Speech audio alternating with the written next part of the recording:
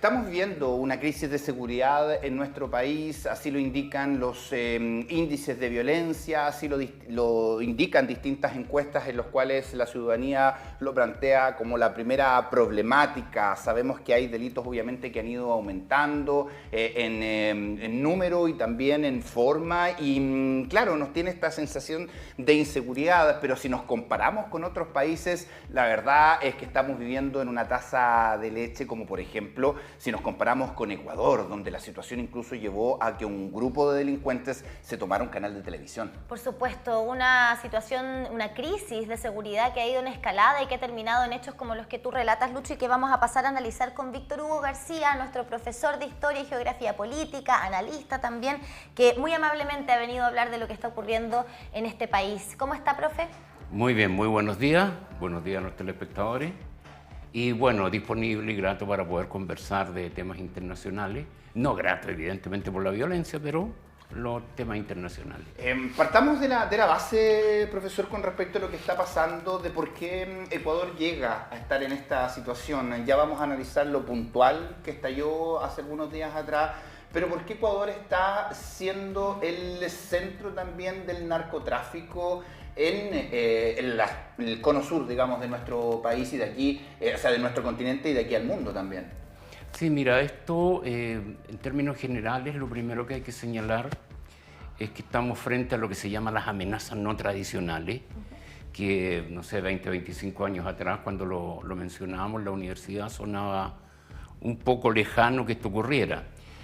Los estados tradicionalmente tienen amenazas de otros estados, el tema de la guerra, ¿no es cierto?, la invasión, defensa de frontera, pero hoy en día hay amenazas no tradicionales, es decir, que no eran normales hace 40, 50 años atrás, y una de ellas es la amenaza del crimen organizado. También está en esta categoría el tema de las migraciones forzadas, que tú no controlas el proceso, el tema del cambio climático. Es decir, el contexto es de nuevas amenazas que presionan a los estados y a las sociedades.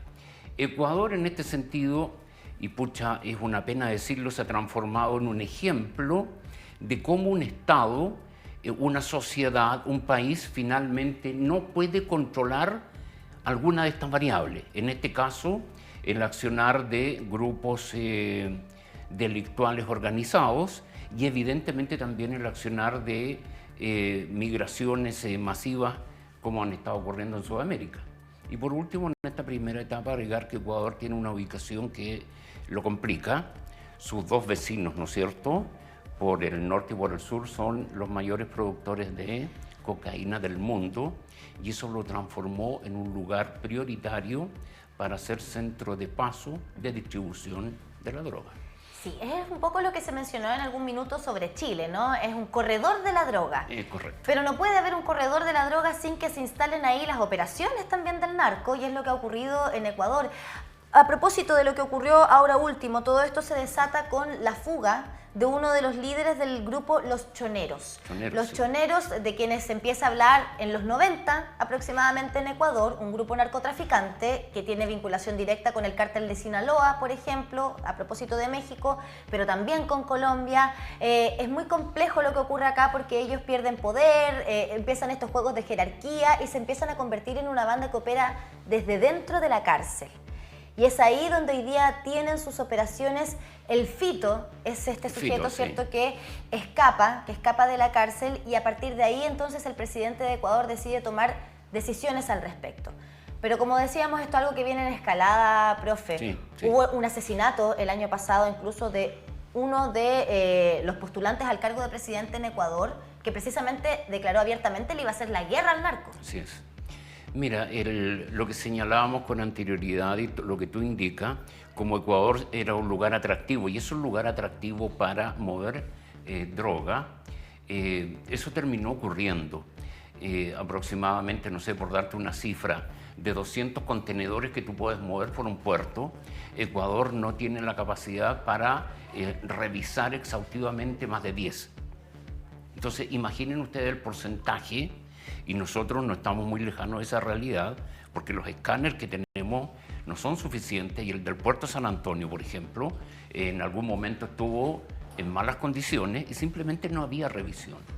Entonces, cuando se instalan estas bandas de crimen organizado, como tú bien dices, incluso ya con los carteles o cárteles mexicanos, instalando subsidiarias en Ecuador, si tú eso lo relacionas, y aquí viene un segundo punto clave, con un Estado que no tiene las plenas capacidades, una estructura institucional que de una u otra manera se fue debilitando, una policía que no está en condiciones plenas de enfrentar el problema, una sociedad que en un momento, y no quiero hacer paralelo, pero sí nosotros lo vimos a partir de 2019, una sociedad y cierta parte de la élite política que cuestionó a los sistemas de seguridad, que hablaba mucho de derechos, pero no tanto de deberes. Se generó un ambiente que evidentemente posibilitó que estos grupos organizados entraran.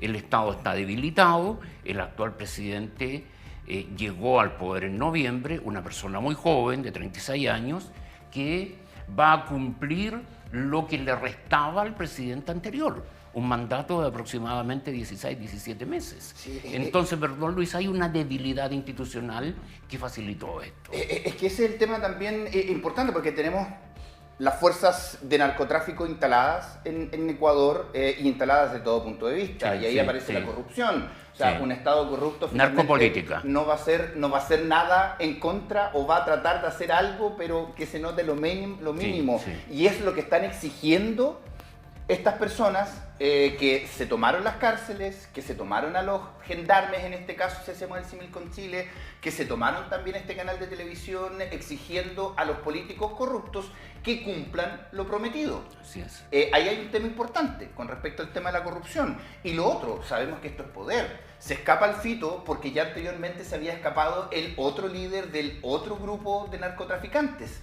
que estaba ya en las calles y obviamente comenzó a debilitar el poder también del grupo del Fito. O sea, estamos hablando que el poder aquí finalmente es el que está mandando. ¿Qué pasa con la corrupción en Ecuador? ¿Cómo hoy día este nuevo presidente, que ya decreta un estado de excepción, saca a los militares, va a lograr controlar esta situación? Bueno, mira, hay estudios sobre este tema en Ecuador, hay paper en donde hablan mucho de la narcopolítica, ¿ya?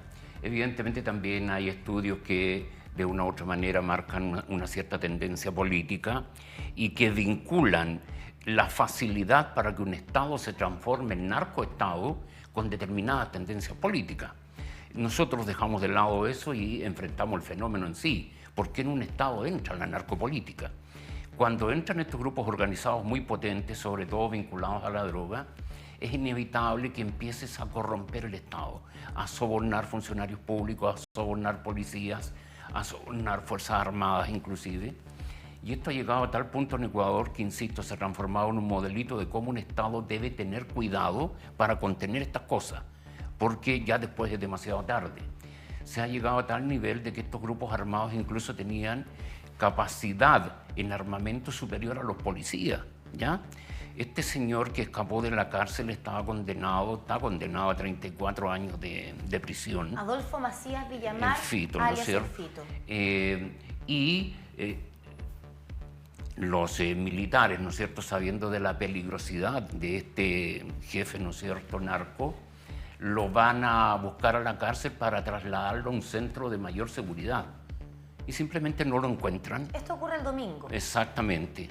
No lo encuentran y hacen un barrido en la misma cárcel, lo buscan por todos lados y todavía no lo pueden encontrar. Sí, y ¿ya? Eso no es la primera vez además, porque hay que señalar que el Fito fue detenido por primera vez el año 2011.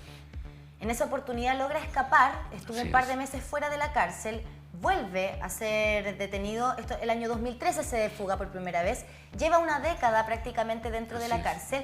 Ahora lo que llama la atención, profe, es el nivel de poder que tienen estas personas, porque vuelvo a insistir, el grupo Los Choneros parte siendo un grupo narcotraficante, es a lo que se dedican hasta el día de hoy, pero luego su modus operandi dentro de la criminalidad también cambia, porque logran establecer una base, un centro de operaciones desde dentro de la cárcel, a puerta cerrada, sin poder ingresar incluso las policías a cargo de las cárceles en Ecuador. El Fito logró sacar su título de abogado, con magíster en Derecho Penal, Adolfo Macías Villamar hoy día, además de ser un delincuente de gran talla, es abogado experto en derecho penal. Y eso lo logra desde dentro de la cárcel y además logra amasar una fortuna de 24 millones de dólares con asociación ilícita, con delitos, cometiendo delitos desde dentro de la cárcel, ganando mucho dinero. Es ahí entonces donde uno se pregunta, bueno, ¿es efectivo entonces realmente tomar detenidas a estas personas y tenerlas 10, 15, 20, 34 años dentro de la cárcel, si van a seguir amasando fortuna y creando un imperio? Pero recordemos lo que hizo Pablo Escobar, o sea, una cárcel. Estaba pensando en eso, ¿no es cierto?, lo que ocurrió en Colombia, de una u otra manera lo que ha pasado en México, ¿ya? Pero fíjate que hay una explicación también a esto que tú señalas. Estos grupos organizados en Ecuador, que eran menores, que no tenían mucho tonelaje, digamos, de logístico, intelectual y operacional, son cuando llegan los narcotraficantes de mayor envergadura, los famosos cárteles, buscan con quién asociarse en el país correspondiente. Nosotros hemos estado escuchando aquí el Tren de Aragua, ¿no es cierto?, que afortunadamente parece que lo hemos ido controlando. Pero los narcotraficantes mexicanos buscaron en Ecuador, es como cuando tú manejas empresas, o vas a un país, creas una empresa nueva, o te asocias con una existente para tener una plataforma y trabajar. En Ecuador ocurrió eso. Y por eso estos grupos locales y estos líderes locales de repente empiezan a adquirir una preponderancia terrible, al punto de que, como tú bien dices, llegas a controlar las cárceles y desde ahí diriges tu negocio. Y evidentemente el Estado colapsa en ese sentido porque no está en condiciones de llevar el Estado de Derecho, la seguridad y el orden a un lugar clave, ¿no es cierto?, del Estado, como son los centros de resguardo para quienes delinquen. Convengamos que eso no es nuevo, finalmente. Eso nos sorprende, que pasa hasta acá en nuestro país. Pero recordemos, este nivel es superior, digamos. Sí, pero el nivel de lucas que manejan. Vamos al contexto. Nuestro país también, el año pasado, ingresaron a la cárcel y se dieron cuenta de que había una persona que tenía tremendos lujos al interior de una cárcel. O sea, eso pasa. Hoy día están tratando de implementar este sistema de bloqueo de señales para que no sigan delinquiendo. O sea, pasa habitualmente. Pero aquí yo no me quiero dejar pasar, profesor, esta exigencia que están haciendo estos delincuentes a los políticos corruptos que paguen o que cumplan lo que prometieron, si no vamos a seguir impartiendo el miedo. ¿Cómo se soluciona? No están pidiendo liberaciones de colegas, entre comillas, no están pidiendo derogar una ley, están diciéndole a los políticos que hoy día están en el poder: cumplan lo que prometieron. Y la lectura es: cumplan lo que nos prometieron. Sí, mira, se me había ido el punto, en realidad súper determinante, clave.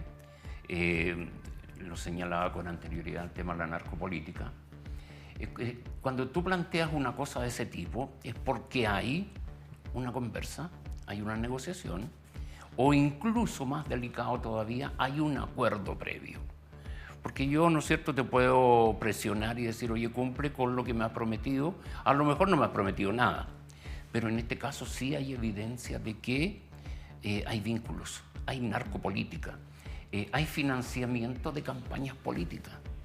Ahora, por parte de los narcos, perdón, termino la idea.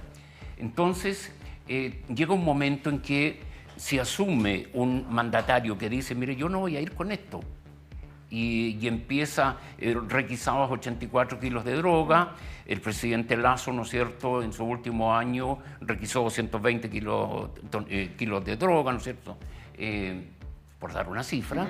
Entonces cambia el sesgo. Este presidente dice: yo voy a seguir en esa línea, y viene esta declaratoria.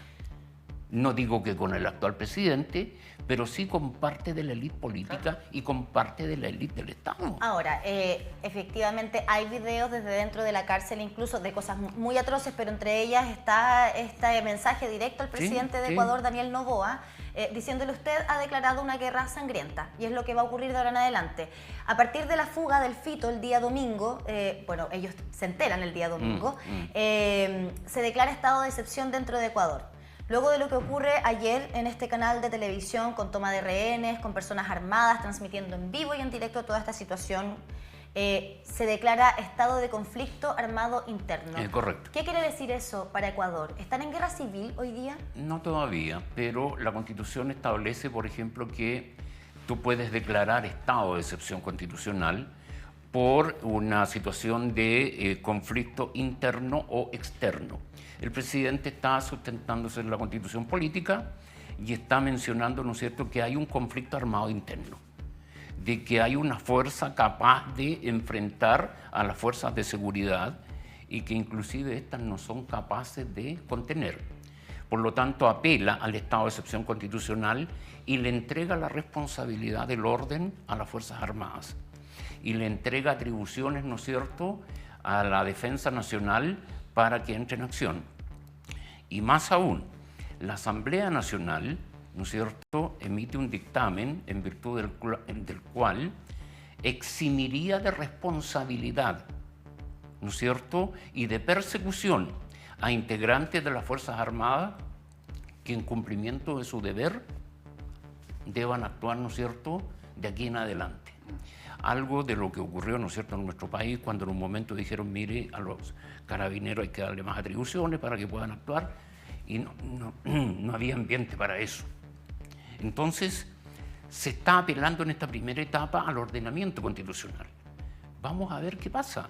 Estamos en pleno desarrollo de la crisis, vamos a ver si se logra imponer el orden, porque ya hay, ¿no es cierto?, saqueos, ya hay quema de vehículos a vista y paciencia en la calle, acaban de asesinar a un cantante, no intencionadamente, es decir, estamos en el estallido de la violencia y veremos si la fuerza del Estado es capaz o no para canalizar o contener esto. O sea, bueno, está la delincuencia desde ese punto armada, pero hay que ver qué va a pasar también con esa delincuencia en el interior del gobierno, precisamente a propósito de lo que pasa con la corrupción, cómo se va a limpiar eso también. Es otro tema. Por lo menos ya ha recibido el apoyo de muchos presidentes en el mundo. Desde nuestro país se emitió también un comunicado haciendo un llamado, por supuesto, a que esto se pueda solucionar desde el punto de vista del derecho. Así que, profesor, muchísimas gracias por estar acá con nosotros.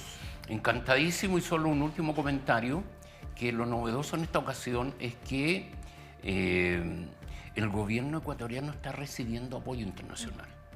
Hay una declaratoria, ¿no es cierto?, de diversos estados, incluso Argentina acaba de mencionar que está dispuesto a enviar fuerzas de seguridad. Estados Unidos ha dicho claramente que si es necesario va a intervenir. Estados Unidos tenía una base militar en Ecuador, que el expresidente Correa la cerró, y esa base militar, aparte de cumplir con los intereses de seguridad de Estados Unidos, actuaba contra el narcotráfico, ¿ya? Entonces, esa es la novedad en este momento, y Rafael Correa, el expresidente, que mueve muchas fuerzas en Ecuador, incluso ha dicho que hay que parar esto y le ha dado el pleno apoyo al presidente. Esa sería la novedad en esta crisis, digamos, de un país querido y un país hermano de Sudamérica como es Ecuador. Seguiremos atentos entonces, profe. Probablemente nos veamos de nuevo para conversar. De todas conversar maneras, encantado. Más extendido. Un Gracias. gusto. Como siempre, son las 9 de la mañana con 5 minutos ya, Lucho. Mira, con la imagen